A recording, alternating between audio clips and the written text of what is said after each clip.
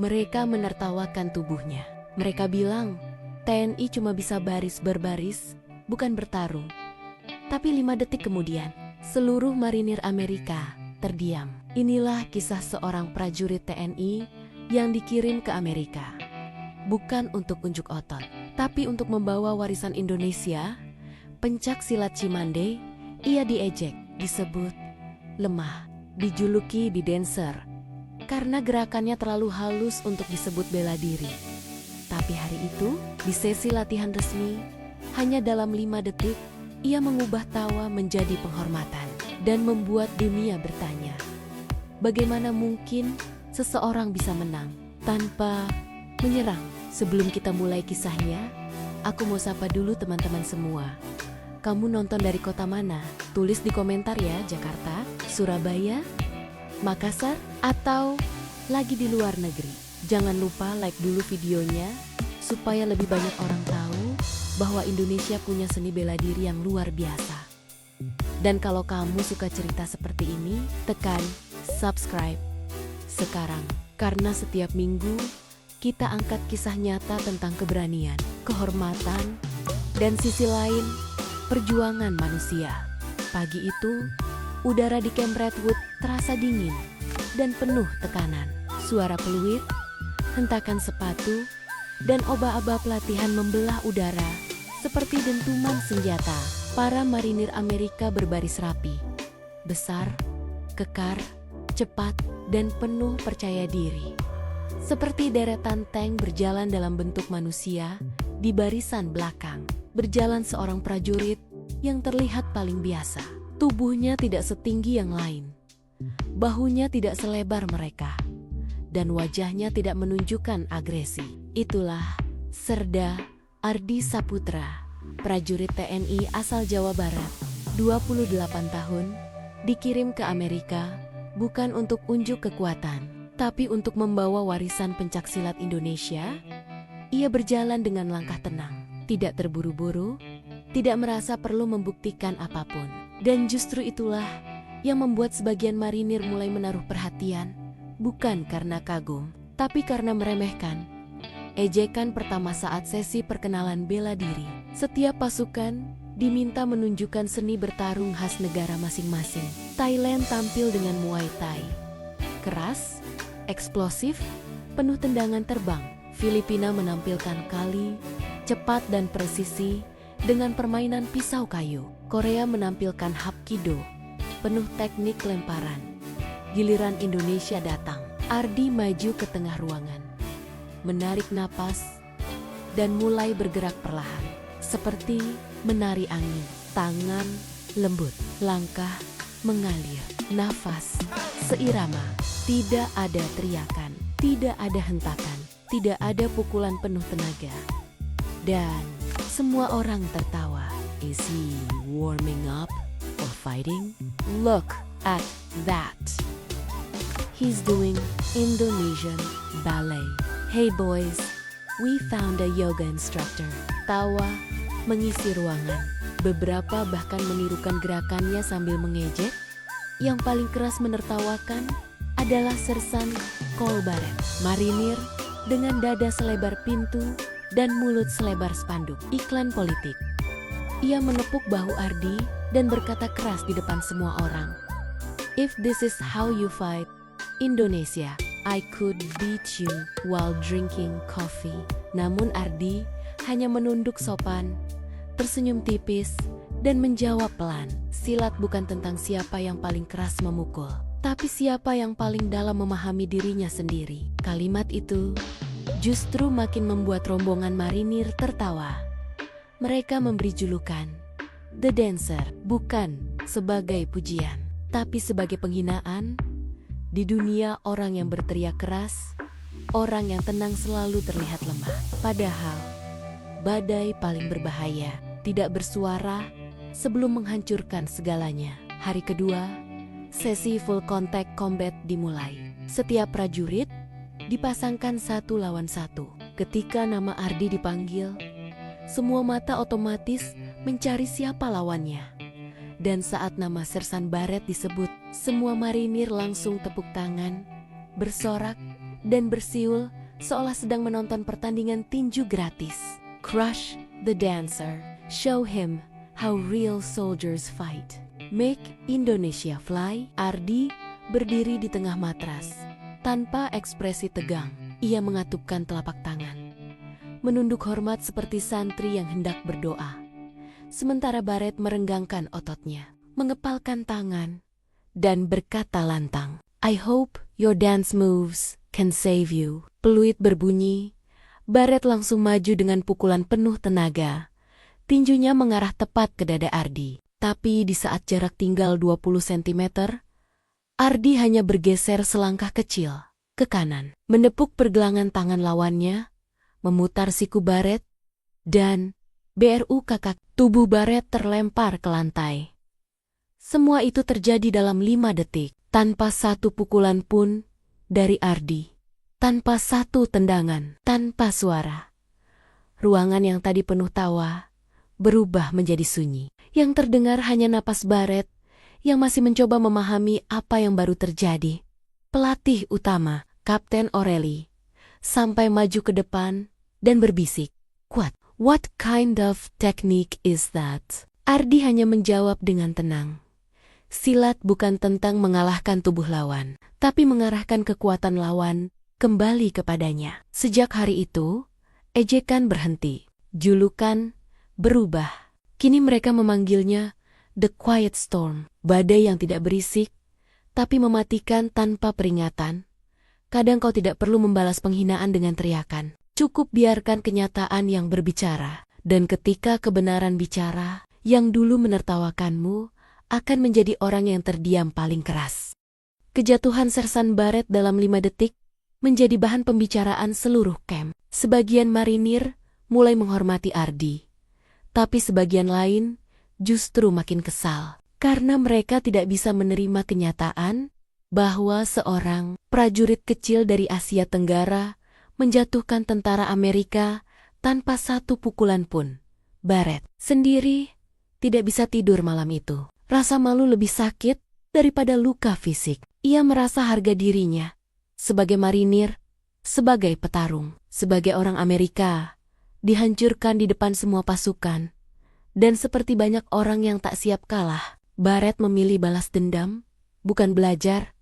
Sore hari, saat sebagian besar pasukan sedang bersantai di ruang makan, Barret datang menghampiri Ardi yang sedang duduk tenang sambil menulis surat untuk ibunya. Di Garut, you and me.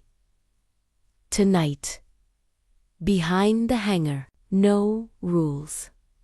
No instructors. No cameras. Ardi mengangkat kepala, menatapnya, bukan dengan takut, tapi iba. Kekalahanmu bukan pada tubuhmu, tapi pada hatimu yang belum berdamai. Barret menahan diri dari memukulnya di tempat. Stop talking like a monk. I want to see if your silat piece still works when you're really in danger. Ardi hanya tersenyum tipis dan menjawab. Kalau kau ingin melawan untuk memahami dirimu sendiri, aku terima. Tapi kalau kau melawan untuk membenarkan egomu, kau akan kalah lagi. Barret menunjuk wajahnya, menahan emosi. We'll see. Jam 23,17, area belakang hangar senjata. Lampu kuning redup. Angin dingin gurun Amerika meniup debu halus di lantai beton. 10 orang marinir diam-diam berkumpul, membentuk lingkaran tidak resmi. Barret sudah siap. Memasang sarung tangan bela diri. Ardi datang tenang, tanpa pelindung, tanpa sikap agresif. Why are you not guarding yourself? Tanya salah satu marinir. Karena saya datang bukan untuk menyerang, jawab Ardi. Barret langsung maju dengan pukulan cepat ke arah wajah Ardi. Disusul tendangan keras, tapi Ardi hanya mengalir, memutar bahu, menarik napas, dan tepukan ringan di dada Barret. Tepat di titik napasnya, tepuk penenang dalam silat Cimande. Barret kehilangan ritme, napasnya memburu. Ia mencoba menyerang lagi, lebih liar, lebih keras. Tapi semakin ia marah, semakin mudah Ardi mengendalikannya. Beberapa detik kemudian, Ardi hanya menepuk pundaknya, meraih pergelangan. Dan, seperti seorang ayah menenangkan anak, mengalihkan tenaga Barret ke tanah, BUKK Barret tersungkur. Tidak keras, tidak berdarah, tapi kalah. Lagi. Ardi menahan tubuh Barret agar tidak membentur lantai.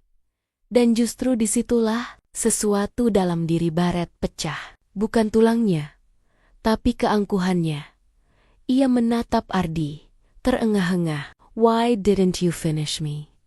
Ardi tersenyum pelan. Karena musuh terbesarmu bukan aku, tapi dirimu sendiri. Sunyi. Suasana berubah dari duel menjadi perenungan. Barret perlahan bangkit, menunduk, lalu mengulurkan tangan untuk bersalaman. Teach me how to fight without hate. Ardi mengambil tangannya, mengangguk dengan senang hati. Tapi syaratnya satu. What? Belajar bukan untuk membalas dendam, tapi untuk menjaga yang kau cintai. Malam itu, julukan di Dancer hilang selamanya, dan sebutan baru tercipta dari mulut marinir sendiri, The Quiet Storm. Because he doesn't scream when he strikes, but when he moves, everyone goes silent. Di dunia yang dibangun dari kompetisi, kadang yang paling kuat bukan mereka yang memukul paling keras, tapi mereka yang bisa menang tanpa membenci dan mengalahkan tanpa meninggalkan luka. Kabar tentang The Quiet Storm menyebar lebih cepat daripada protokol militer, bukan karena Ardi menang, tapi karena cara dia menang. Tenang, tidak membalas, selalu menahan tubuh lawan agar tidak cedera. Profilnya sampai ke telinga Kapten Marcus Reed, instruktur bela diri tertinggi di Camp Redwood, pemegang sabuk hitam ganda Gujitsu dan Krav Maga. Suatu pagi, Reed memanggil Ardi ke ruang briefing. Di depannya tergeletak sebuah surat resmi. Mulai minggu depan, kamu bukan lagi peserta latihan. Kamu jadi instructor candidate mewakili Indonesia. Ardi terdiam. Baginya, itu bukan pangkat, tapi amanah. Arena pelatihan diubah menjadi ruang pertunjukan. Bendera Amerika, Thailand, Korea, Filipina, Inggris, dan Indonesia berkibar berdampingan. Setiap negara diminta mengirim satu perwakilan bela diri terbaik. Thailand mengirim Sakchai Warawat, juara Muay Thai. Korea mengirim Master Hapkido. Filipina mengirim ahli eskrima. Amerika menurunkan tim Krav Maga, tambah grappling militer. Indonesia hanya satu orang, Ardi Saputra, pencak silat.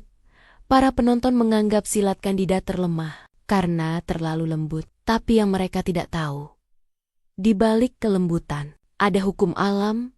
Air selalu menang dari batu.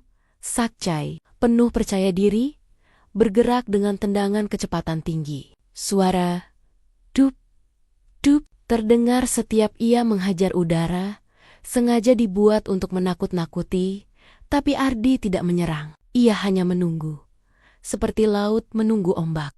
Sampai detik ke-19, Sakchai melompat, mencoba flying knee. Ardi hanya merunduk sedikit, menyapu tumit lawan ke belakang, lalu menangkap tubuhnya sebelum membentur lantai.